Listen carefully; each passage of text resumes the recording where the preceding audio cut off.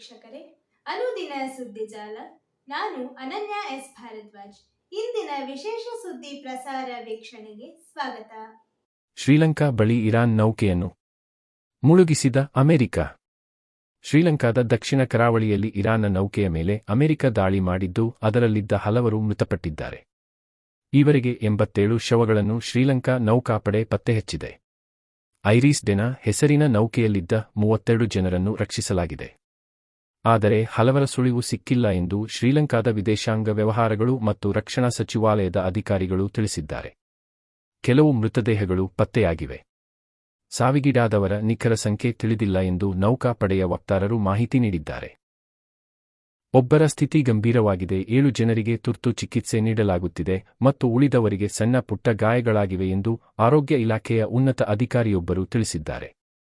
ಅಮೆರಿಕದ ಜಲಾಂತರ್ಗಾಮಿ ಟಾರ್ಪಿಡೋಗಳ ಮೂಲಕ ಇರಾನ್ ನೌಕೆ ಮೇಲೆ ದಾಳಿ ಮಾಡಿ ಮುಳುಗಿಸಿದೆ ಎಂದು ಅಮೆರಿಕದ ರಕ್ಷಣಾ ಸಚಿವ ಪೀಟ್ ಹೆಗ್ಸೆತ್ ತಿಳಿಸಿದ್ದಾರೆ. 180 ಜನರಿದ್ದ ನೌಕೆಯು ಮುಳುಗುತ್ತಿರುವ ಬಗ್ಗೆ ನೌಕಾಪಡೆಗೆ ಮಾಹಿತಿ ಸಿಕ್ಕಿತ್ತು.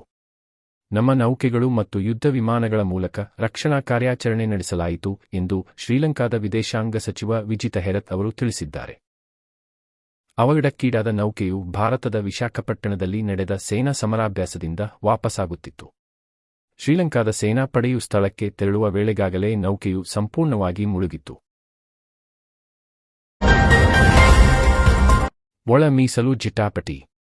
ಇಂದು ಸಚಿವ ಸಂಪುಟ ಸಭೆಯಲ್ಲಿ ಚರ್ಚೆ, ನಿರ್ಣಯ.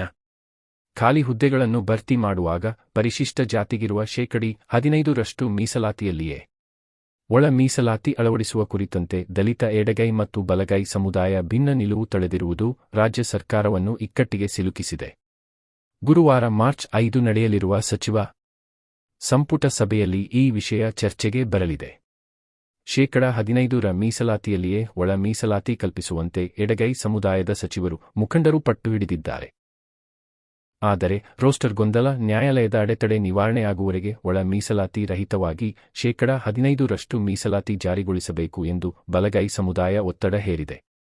ಒಳ ಮೀಸಲಾತಿ ವಿಷಯದಲ್ಲಿ ಪರಿಶಿಷ್ಟ ಜಾತಿಯ ನಾಯಕರ ನಡುವೆ ಜಟಾಪಟಿ ತೀವ್ರಗೊಂಡಿರುವ ನಡುವೆ ಬಲಗೈ ಹಾಗೂ ಎಡಗೈ ಸಮುದಾಯದ ನಾಯಕರು ಎಐಸಿಸಿ ಅಧ್ಯಕ್ಷ ಮಲ್ಲಿಕಾರ್ಜುನ ಖರ್ಗೆ ಅವರನ್ನು ಪ್ರತ್ಯೇಕವಾಗಿ ಬುಧವಾರ ಭೇಟಿ ಮಾಡಿ ತಮ್ಮ ಬೇಡಿಕೆಗಳನ್ನು ಮುಂದಿಟ್ಟಿದ್ದಾರೆ.